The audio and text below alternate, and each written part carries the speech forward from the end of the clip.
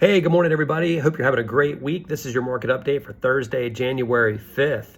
So both the stock market and the bond market had decent days yesterday. I wish I could say that rolled over into today. Unfortunately, that is not the case. The Dow opened down 155 points this morning, currently down 377 points. S&P 500 and NASDAQ both down on the day as well. Mortgage-backed securities had a decent day yesterday, actually ended up closing up 19 basis points after opening up only 5 basis points, so had some improvement later on in the afternoon. Unfortunately, this morning, mortgage-backed securities opened down 37 basis points, have clawed their way back a little bit, I think currently down only 28 basis points. So the primary reason for that is that the jobs numbers, we had two reports come out today. That was the ADP employment report and also the initial jobless claims, which is basically the report for people filing unemployment for the first time.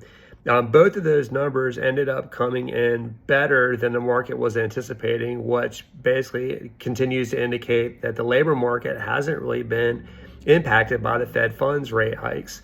As a result, that the market's kind of anticipating that gives the Federal Reserve further ammunition to continue their aggressive stance on fighting inflation by continued rate hikes.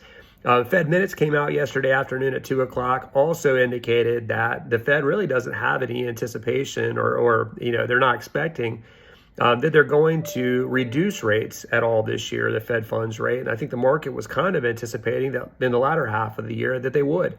So the Fed minutes and the employment reports really don't indicate that the Fed, has any just cause to do any kind of pivot in their stance anytime soon. With that said, there is an employment report that's coming out tomorrow that often, contradicts what the ADP employment report reflects, and that we saw that last month. So I would anticipate, that the market, depending upon what the report comes out as tomorrow, if it is weaker than anticipated, which we feel like it very well may be, especially looking at last month's, that the market may react positively and that we'll get back some of what we lost today in the way of stocks and the bond market and mortgage-backed securities as well. If the employment report tomorrow ends up coming in better than expected, which would further support what we've seen today in the reports that came out, then the market could react negatively and we could see some further selling off in both the stock market and the bond market. So all eyes on the employment report coming out tomorrow. The 30 and 15-year published Freddie Mac rates did come out a short time ago today. They did show that rates inched up just a little bit from last week, which if you remember last week, they inched up just a little bit from the week before. So after we had 6 weeks of consecutive decreases in rates, we're having a couple weeks now of very small increases. Just to give you an idea of what that looks like on a national average, the 30-year inched up from 6.42% to 6.48%, and the 15-year inched up from 5.68% to 5.73%. So very, very modest increases, nothing significant. And certainly we're in a better place now than we were a month and a half ago when rates, basically crept over 7%.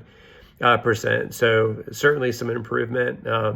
Unfortunately, we haven't seen that improvement in interest rates spur up any additional activity up until recently in the real estate market. And I think a lot of that has to do with the holidays. During the holidays, people aren't listing their houses on the market. They may potentially not be out looking for homes to purchase just because they've got other things going on. So now that the holidays have passed, we've seen recently a significant spike in activity, applications, things like that. So hopefully that will continue into the spring market. Certainly would be nice, especially if rates continue or start to decline further from where they sit now.